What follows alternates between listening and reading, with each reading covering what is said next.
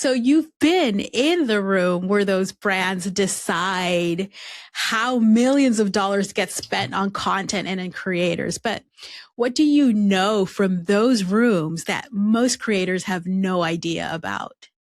Yeah, I think the biggest thing is like I see a lot of creators just like disqualify themselves before, they even like go for the opportunity. And I think that's like the big thing I've realized. There's so many people who like at first glance may look like they don't even have that many followers. Like, how did they get to work with this large Fortune 100 company? Or their content isn't that great. And it's like, none of that stuff matters. I think it's like, you may get the gig because someone likes you and that was all it took, or you may get the gig because there weren't enough people in your demographic that applied. But it's like, I see a lot of creators disqualify themselves way too early for a number of different reasons. So I would say that's like the biggest observation that I've seen. Another one is the illusion that you need a lot of followers to work with brands, which just obviously isn't true. And I think I approve of that. I think there are so many other factors that can contribute to you getting brand deals. Like, for instance, how great is your relationship building, right? If you live in a major city, you likely have an organization, a marketing organization here in Atlanta.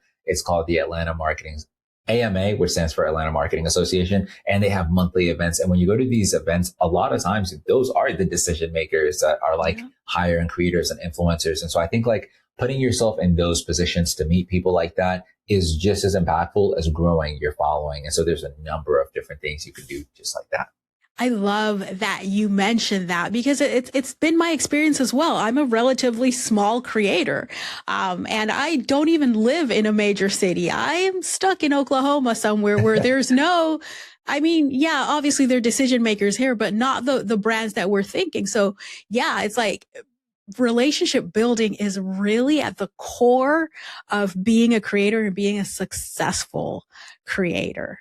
1000%. I'm curious to sort of like how you've navigated like building relationships in Oklahoma, just because I think a lot of people will make that excuse that like, I'm not in a major city. So what's been like your experience?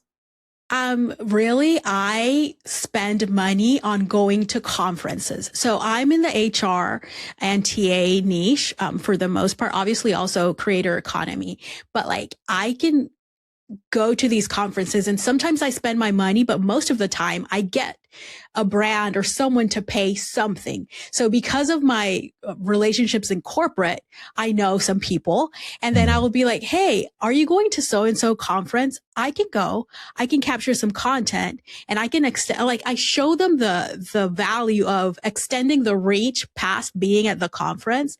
And then they're like, well, at first, right? Oh, we can't pay your rate, but we can pay your conference ticket or we can pay your flight. And it's just like, someone would pay for one piece of everything and I would get myself there however. And when I'm there, it's go time. While everyone's hanging out, I am making connections that then I come and nurture from here, right? Because I can't be in the cities, but you met them in person, you started that connection, and then you just go in with a plan though. Don't just go to hang out. Yeah, 1000%. I love that so much. And you hit the nail on the head. And I love just even how you approach like messaging brands, because like to your point, like I think the brand may not necessarily, like the brand may know that like sending Rona to the conference is the perfect move for the brand. They just may not know that yet. And I think it takes you emailing them and saying like, hey, are you going to be at this thing? Like, I would love to message you, or can we do this? That's like perfect. Like even with my podcast, like before I even launched it, I was emailing a ton of people like, hey, I think there's not enough conversations about this. What if I put your ad right when this person says this? And I think like brands need those like ideas. They may want to work with you, but they don't have time to think about how to work with you. Yeah, I love that. And I want to highlight it too. Most creators that I speak to are always thinking like, oh, their pitch is, oh, this is my dream brand. Hey, brand, I'd love to work with you because I have X amount of followers. They don't care. Right.